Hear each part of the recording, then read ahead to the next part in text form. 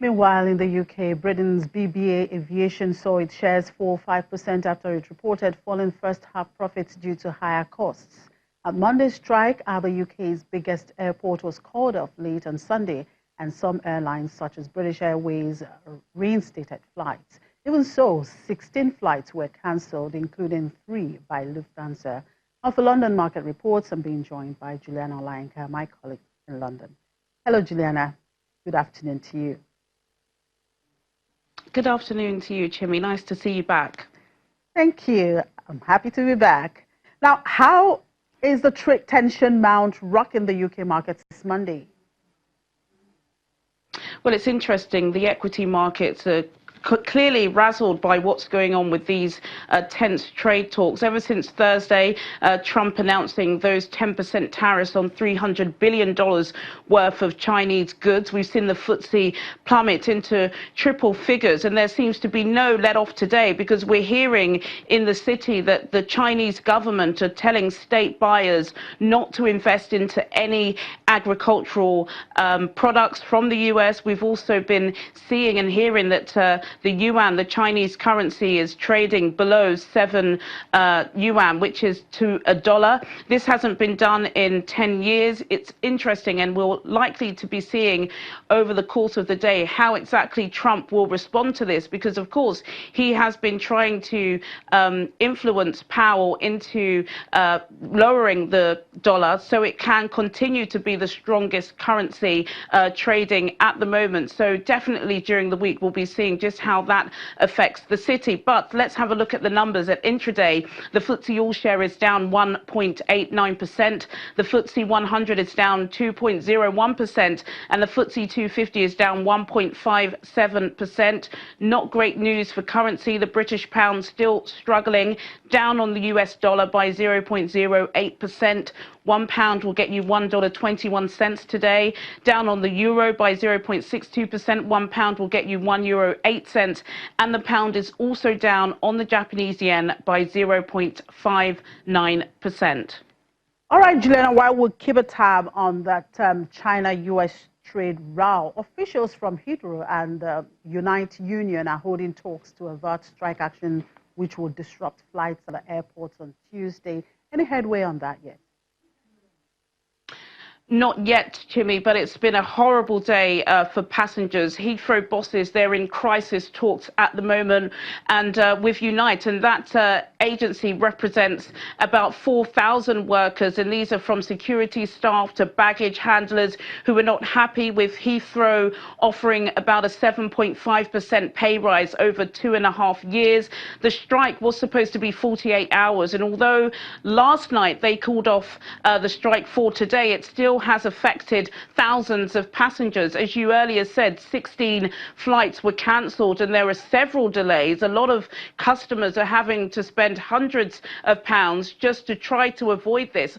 Let me just say that it is affecting Virgin Atlantic, American Airlines, Air France and Qatar Airways, especially for Nigerian viewers and Nigerian passengers, because of course Virgin is a really popular route. So before you leave your house, you must check with the airlines. Heathrow bosses are saying that it seems likely that they will reach some sort of resolution, but even if they don't, the knock-on effect is severe, and this is having a severe effect on other airports, because of course Heathrow are now trying to avert their flights into Gatwick. So a horrible start to some holidays for holidaymakers. This is certainly not a good one for travelers at this time. Anyway, what is the outlook on corporate news in the week? Of course, Brexit can't come on your show, Jimmy, without saying that everybody's going to be keeping an eye on that. Of course, there was that by-election last week, and the Conservatives now only have 1 seat of a majority. So it'll be interesting to see just how that story moves and shakes. You just spoke with our colleague there in Frankfurt about John Flint being ousted by HSBC. There are reports that they're actually going to be axing 4,000 jobs. That's about 2.5% of their 250,000 workforce. So likely that story will be rumbling on. And then, of course, there are the PMI figures. PMI figures for the UK have been awful, both in manufacturing, construction and services. But just today, we realized that the PMI reports from the service industry has actually improved. It was 50.4 in June, and that's increased to 51.4 in July. So it seems as if there is some sort of improvement in the UK economy. So good news for once, but I'm sure as the week goes on, there'll be more stories that will be reported on that could spell a different light. So let's continue to keep a track on those developments. We have quite a lot to talk about, and the week has just started. Thank you, Juliana. Thank you, Chimi. Right. And in Asia, Hong Kong shares declined as businesses faced major disruptions amid a general strike aimed at bringing the city to a standstill. The benchmark Hang Seng Index dropped 2.85%. Other Asian markets also traded lower amid wider concerns over the trade dispute between Beijing and Washington. In Japan, the Nikkei 225 fell 1.74%. South Korea's Kospi fell 2.56%. In mainland China, the Shanghai Composite slipped 1.62%. The Shenzhen Composite declined 1.467%. Over in Australia, the ASX 200 shared 1.9%. And in the U.S., futures pointed to a sharply lower open for U.S. stocks, but Dow futures pulled off their session lows of more than 360 points. Our Dow Jones Industrial Average futures implied an opening drop of 275 points as of 6 a.m. Eastern Time. Futures also pointed to opening declines for the S&P 500 and Nasdaq.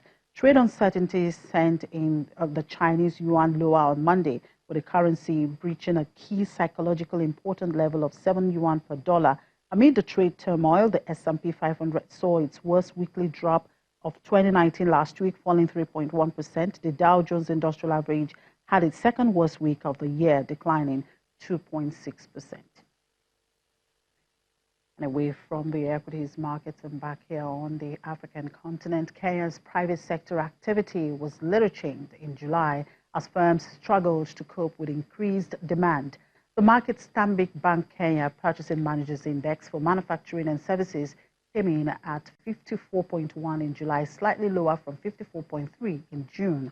A move by the government to start paying outstanding bills, often long delayed to its suppliers of goods and services, had boosted sentiment during the month. In June, the Finance Ministry said the government would make it a priority to pay 10.9 billion shillings owed to its suppliers by the end of that month.